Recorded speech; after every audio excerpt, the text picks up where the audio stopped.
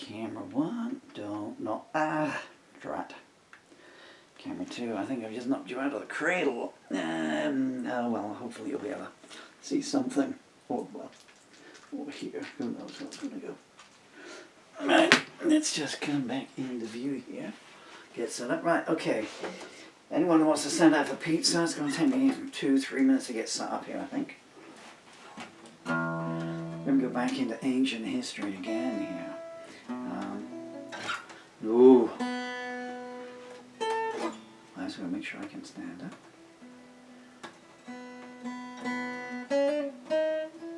So this is a song I wrote.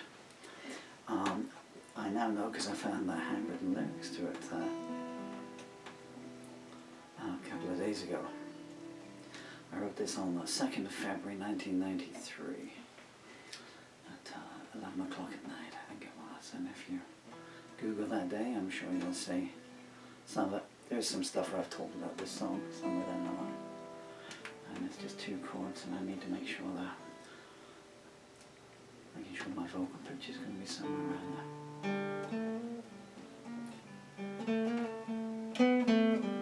Someone sent me a comment this morning saying, you know, you need to sort your sound out and everything, and I understand that, but I just don't have that luxury. You know, you can probably say that I'm unsteady on my feet, and to bend down and sort out sound, it's just not going to happen. I won't be able to get back up.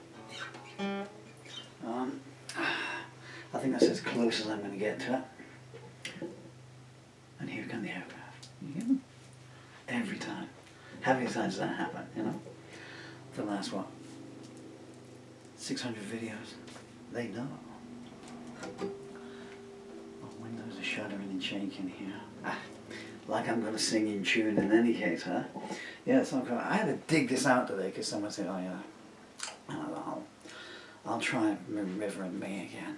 And I had to go back and I had to find, luckily they were on a stool in the kitchen ready to be burnt.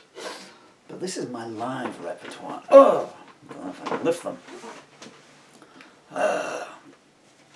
Now, I mean, it's not as heavy as it looks, it's just because I'm so emaciated these days, but oh man, to think I used to bench press 75 kilos, huh? So when I was playing live, well, this is from 87 to 90, I don't know if the Charlotte songs are in there or not, probably not, so that will be up until I quit. And also songs that I was writing for other bands as well around there. Yeah, covered in dust, I don't know. They got the music charts on. What have we got here? More to Me Than That, G, D, A minor C. Not a bad thing. So that runs from After the Lights Go down through to 0 Hour. This is a song I wrote in 1993 called Moon, River and Me. And once I can get the 3rd page of lyrics propped up where I can see them. Normally I keep them in plastic sheets, but due to the fact that we're in our 19th storm of the year in England, we're down this part of Somerset. Sodom and Gomorrah. There are a few people in this village that deserve to be turned into pillars of salt because they sure as hell ain't pillars of society. They think they are. Look at me, I own my own house, so that enables me to be a racist. Look at me, I'm rich, so I can spit on the disabled. Okay, can we do this? I should do this about it. I'm going to try and do this how it used to go in 1993. All the people that get so cheesed off by my preambles and post-ambles that everybody just sing that bloody song, life's too short. It is. Don't waste a second, my friends. I'm stuck behind my favorite mask, living such a painful task, or so they say. I'm watching hitless sycophants running round like headless ants, see how they play. I've drowned 5 times upon dry land. I wonder if you understand. I think you don't. And dancing on the landing strip, I edge towards a fatal slip, but no I won't. Naked to the baying wind, a mystery to the man within, I call the shot. And listening to the thriller's page, the daughters from a dying age untie the knot. I've asked my mother time again if she ever knew me then. She shakes her head. The top hats and the painted dwarfs barter with the term on horse, then break their bread.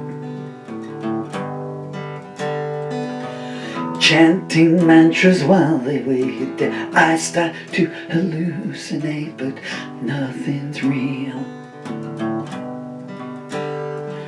I call up friends I used to know and tell them I've survived the show but lost the deal. Floating round Aladdin's cave, the genie says he's so dismayed that no one comes. Then arms reach out from in the wall, and as the tomb of our armies fall, my mind is stunned. I've drowned upon the doubting stage, existed in another age, I don't belong.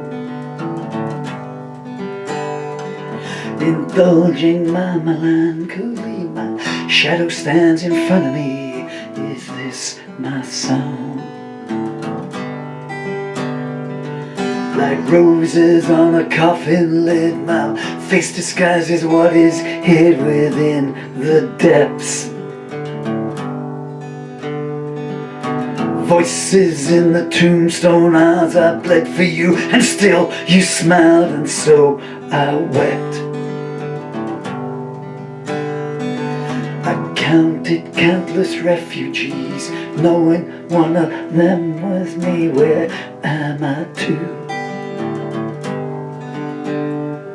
As I look back upon myself, I see that I was someone else. So who were you?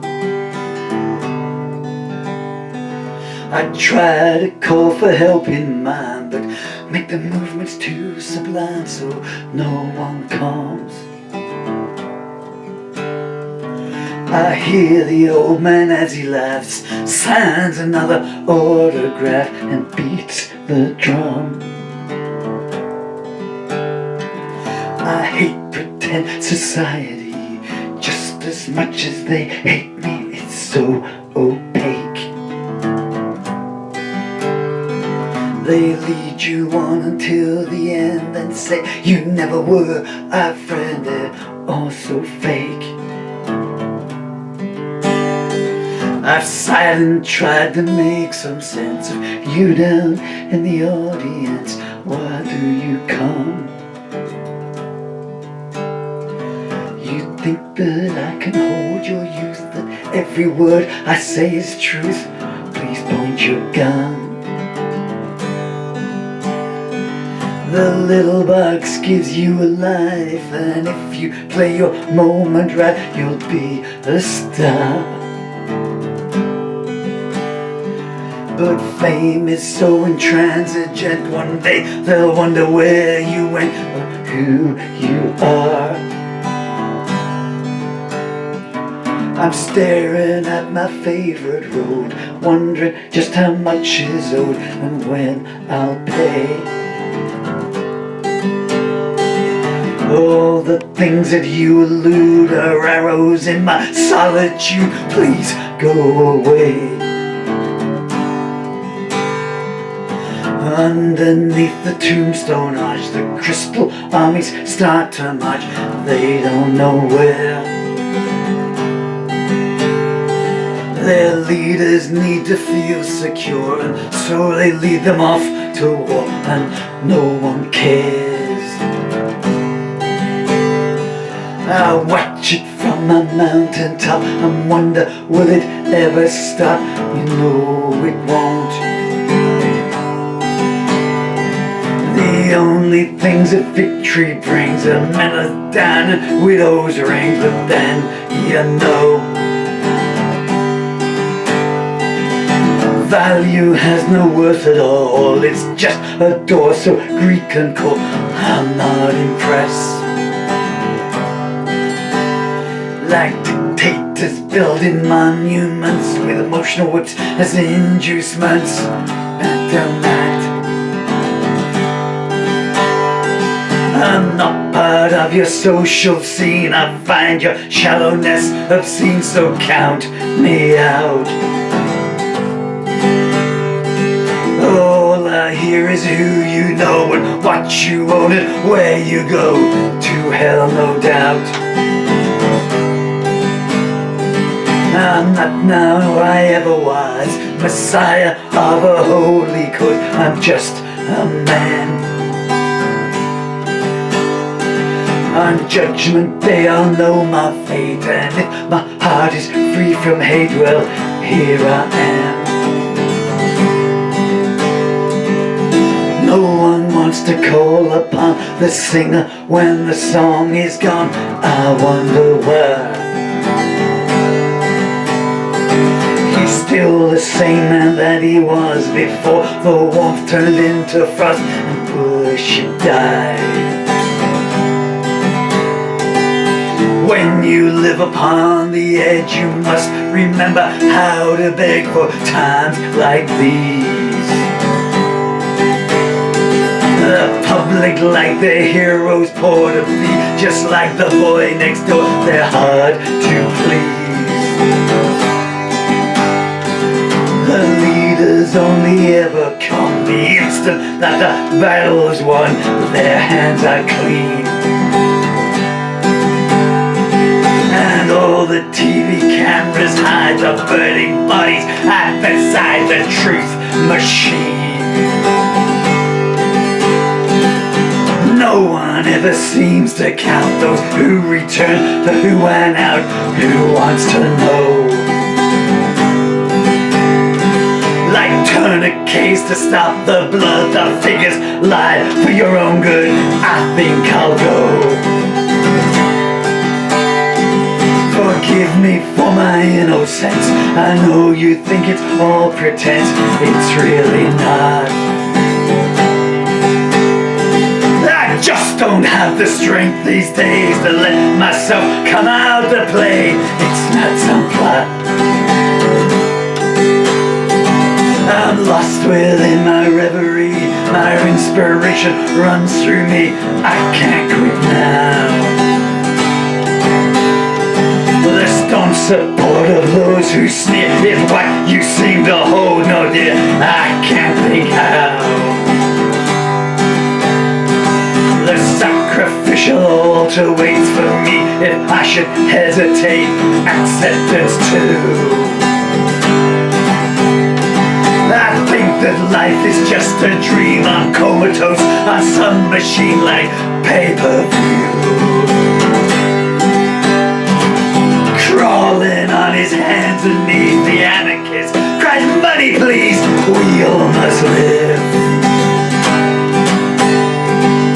Once the surgeon cuts the knot, you must survive on what you've got, not what you give. I'm weary of this endless toil. When do I return to the soil? The sun is high. I'm closing down one final time, and in the end, my final line is just goodbye.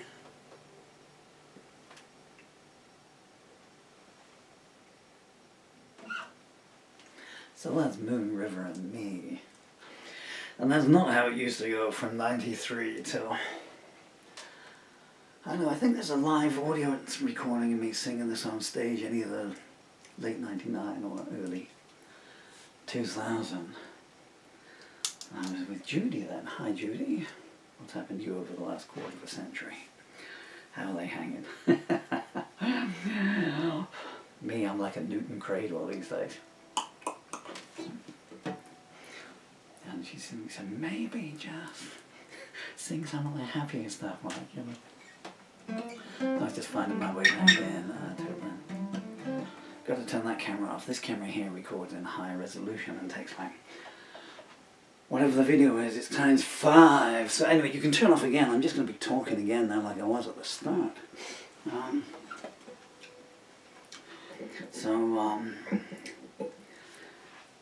know some people don't like it. Someone sent me that preamble in a message the other day, and there's also post-amble as well. You're lucky I don't stop halfway through a song and do mid-amble. But the thing is, people ask me about songs, you know, this song and that song, and I'm a compulsive answerer. And if someone sends me a nice message, you know, I appreciate they've spent the time to do that. But I just can't. I don't have the strength these days. Let myself come out to play. I cannot answer them individually, so people ask about songs, and this one's had a few queries in the last couple of days. This is all I can do. If it upsets those of you that don't like my talking voice, then thank you for your company. And go with God. Well, you can't because he doesn't exist. But that song, that was written pre-internet, and my recollection is that Kurt Cobain wasn't expected to survive too long. I think he was doing Nirvana were doing a fall tour. Nirvana really got me back out on stage, because when I quit, there was Stockake and Waterman coming through, and no disrespect to Yaz, The Only Way Is Up, but I was going out with this girl called Mandy, and I remember us being at what was then known as the Stars Lane Yuppie Bar in Yeovil, and I had a video screen on. These are the days of MTV, I guess, you know. Video jukebox, you know, so you put the coin in and people watch the song, you know. They'd be looking at the visuals and going, oh, that's a good song, look at the colours and everything, you know. No one was listening to the music anymore, you know. And as I provided, you know, I had some souped up hair here and a catchy melody, melody line going through it, you know, you were #1 all around the world. Hey, but that's okay, you know. And then Nirvana came along, you know, so I was so out of place doing my stuff then, you know. I think it's, you know, well, not this one, but what was I singing then at 87? While a Bridge is Burning, but the Hot Wind Blows, and This Is Today. And was Off written then? Off was written in 1989. That had a catchy beat, so they kind of missed out on the lyrics there, which was this diatribe against Thatcher's Britain, as it's still known now in many ways, you know. And then Nirvana came along, guitars got back in. I thought, someone's caught up with me, you know. No disrespect Nirvana, but that's what I was kind of doing. You know, I was doing that, you know, 15 years beforehand. Where was I going with this? Kurt Cobain, yeah. So Kurt Cobain had another drug overdose. All you had then was the weekly newspapers, Melody Maker and New Musical Express, you know. You might get a 30-second snippet on the news if someone had died, and if someone really famous had died, which is what we're leading up to. Then, you know, the BBC in those days, because there were about 4 channels, would interrupt and would put in a special tribute program. You know, they had their obituaries already, I guess, you know, and their clips and everything. But anyway, so yeah, the camera's on. Man, my fingers are so numb I can't turn the cameras off anymore. Just turn off, will you? Goodness me. So sorry. And so maybe there, you know, Kurt Cobain drug overdose and all this kind of stuff. But he wasn't well. Anyone who's been in a band, the great Mark Lewison, and he is great, he was writing the Beatles' definitive story, although we'll never hear it. Publishers are certainly never get that.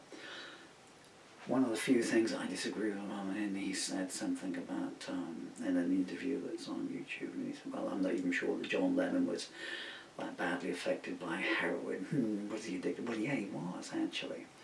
But that's not entirely the whole story. You can't dismiss it. It's like anyone who's been in a band with someone who's got a substance problem can tell you what a drag it is. They don't contribute, they drag you down, you're just permanently waiting because they're always in the goddamn bathroom or something, or they're falling over on their way to the stage and everything. I mean, Lennon didn't write a song, what did he write, 3 songs from the time that he left India to the time he left the Beatles, you know, come together across the universe.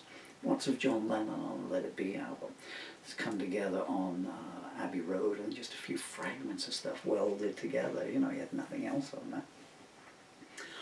Abbey Road is a George and Ringo album. If you look at it, songwriting-wise, you know, George, Octopus's Garden, you know, Paul McCartney's wonderful. Anyway, where was I going with this? Man, just keep quiet.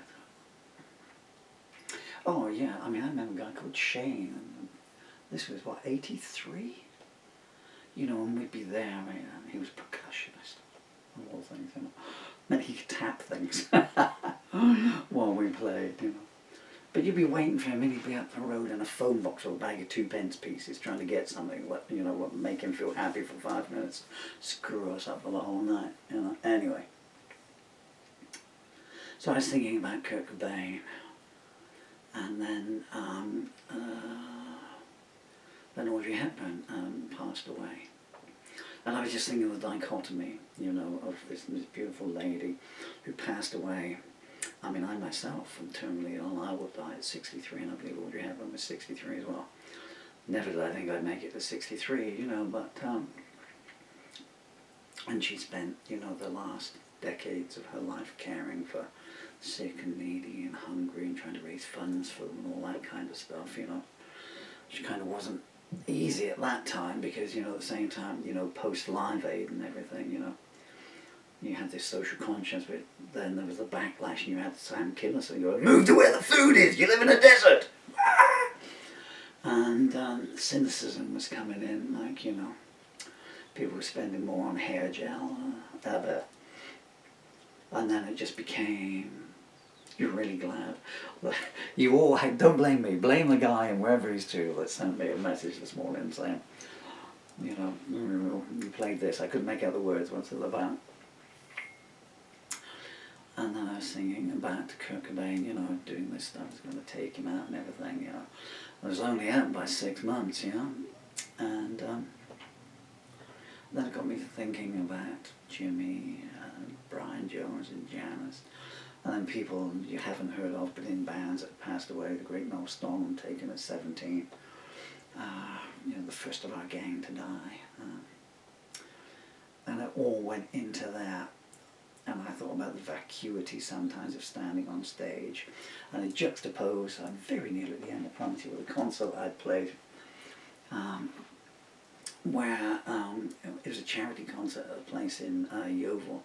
I'm trying to think, I think it was the King George, certainly in George Street. I've still got the flyer somewhere, and I'm way down the bill there, like, you know. But they didn't want to follow me. And not because I have, you know, potty odor problems, you know. And guys there with electric guitars and everything, he's only got an acoustic. Yeah, but I got the songs. That was the thing, I always had the songs. And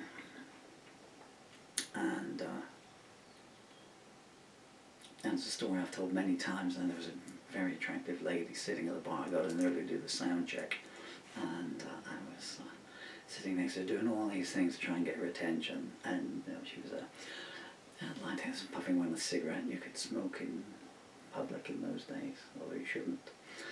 And you know, so I'd pick up my drink and I'd accidentally wrap my orange juice against the ashtray to clink, you know, trying to get it to turn around so I could make eye contact. Turn on the smile and everything. Nothing. Stonewall. I may have been flirting with a turtle's ass for all the success I was getting. So then went up and did my 3 songs on stage and came off, and it was like someone had velcroed her to me, you know.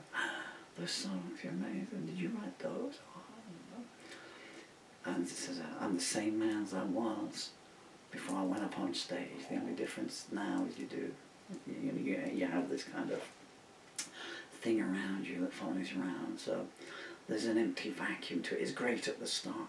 It's why we all do it, you know, we want to get our message out, you know, all the things we got bottled up inside us, that no one's been listening to us. And, you know, if you stood on a street corner, you know, they'd throw tins of baked beans at you, but if you can wrap it around a guitar and you've got a melody line in it, maybe you'll catch someone's attention, and maybe then it'll follow on through.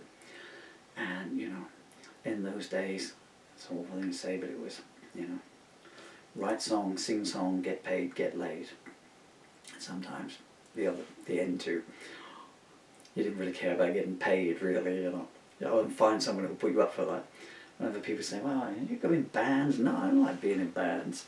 A, I did all the songs, so you know, it was an unfair division of labour, and I wanted to play my way, and then they criticised my timing, you know. And I said, I don't play to a beat, I play to the pronunciation or the narrative. How many times have drummers been pulling their hair out? Sometimes mine as well. But also, if you're in a strange town and you go up and play on stage, you just got an acoustic guitar, you know, and you stay at the mic, you know, hi, I'm in town for the night, I haven't got a floor I can crash on, you know. You know, generally someone would say, yeah, and like, well, we're having a party, you know, and you'd find someone to stay, you know, until you could hitchhike in the mornings. In those days it was safe to hitchhike. And if there's like 4 of you and one who's got a bloody great drum kit, people are somewhat reticent to say, yeah, come back and stay at our place. You know, they wake up in the morning, their fridge is empty, you know, there's just a baby bell wrapper left in the bottom. Where's the groceries gone, you know? You know, nicking all the toilet roll. Oh, all the bad things we did in those days, you know. Because who bought toilet roll? You know, a homeless musician, or you know, money for, you know, pen and paper were, you know, your priorities. You know, then a little bit of food and stuff. You know, toilet paper, in the aircraft. So that's it, and that's where that song came from, and then it went down through my life and events that formulated my life and everything. Like, you know, when you're a stranger. When you're a child and you're a stranger in your own house, you know, you pretty much know something's amiss, you know. But what are you going to do? You know, you're going to deal with that. So that was it there, you know. And that's what that song is about. And then it just got further and further. All my songs were like ripples and it came out, you know, so. It goes wider with wars and everything. Who has ever won a war? You know, if you say you've won a war, even today as I stand here now on the 23rd of September 20. It might be the 22nd, it's certainly September 2023. You know, there's wars everywhere, you know, there's never not been a war for a single day in the 6 decades I've walked this earth. I've crawled it. I started crawling and I'm going out crawling as well. Strange what comes around, huh? Crawling on his hands and knees, the anarchist cries, money please, we all must live. So it just became wider there, you know, with closed down hospitals and everything, you know. So it's kind of quite a nihilistic song, I guess, but you have to have that, because if people think everything's okay, that's when, you know, complacency sets in, that's when bad stuff sneaks up and takes you unawares. I've been Paul Murphy, and you've been asleep for the last 10 minutes. What song shall I do? Beautiful Lady. I get a lot of comments about this song. I'll just put it here because I'll never be able to play this song again. I can't make the intricate chords again. So Beautiful Lady, thank you all for your lovely comments about it. The song, yeah, it was written about, rare for me, the entire song was written about one single person, and was inspired by a real person who I never met. But someone, if I told you her name, you may know it, and if you know her name, you would probably never admit to knowing her name, because of what, I don't know if you want to call it a career, or as far as I know, she only had, I do apologise, my throat is seizing up, a very brief career. Someone showed me a photograph of her, I don't know when, I don't know, maybe, got to be 15 years ago. It was, I just started going out with the lady who became my last wife, and someone said, you know, your missus, is this her?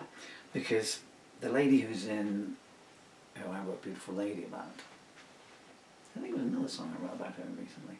Yeah, I might give her name away. Because her name is similar to my last wife's name, which has a combination of these letters in. So there's two A's and a J and a four-letter name. There's only one letter difference, and they actually look very much alike. So if you know she is, I don't have a photo of my ex-wife anywhere anymore. Oh yes, I do. So this is Mr. Blackster. So that's my last wife. And I said, goodness me, the resemblance is uncanny, but no, that's not her. And why is this lady dressed like that? And I said, well, this lady does this for a living, or did, and everything. And she truly was, as it says in the song, one of the most beautiful women that ever walked the face of the earth. And I'm glad that I wrote Beautiful Lady about it, because it's a nice song, got a lovely melody and line in it. But the career didn't matter. It didn't matter if this lady was I don't know, a freelance pelican balancer. There's not much call for them these days, but when I was young, you couldn't find a freelance pelican balancer at midnight when you needed one, not for love or money. You'd be calling 2 o'clock in the morning, hello, is that Harry's pelican balancing? 2 of my pelicans have tumbled over, can I have... I'm sorry, I'm going on one of my surreal little bits here now. Well, this lady had, whether she dug ditches, or whether she'd fed the poor, or whether she read the telephone directory for a living, or for fun, whatever. Just an absolutely stunningly beautiful woman. And that beauty, to this day, here we are, 15 years later, I guess. When did I meet my last wife? 2009. I've got to do the math now. I was 53 when my son was born, which was in 2012. So I was 49 when I met my last wife, and she was 22, I think. So anyway, So so that's where Beautiful Lady comes from. Yeah, it really is about a real person, and I've used the same person as inspiration for several other songs as well. I can't name the titles because I give the lady's name. But if she's still in the world, I hope that she's had a great life, and still has one, and continues to have one for at least another 6 decades. Right, there I am when I wrote this song. Time. Cruel thing, isn't it?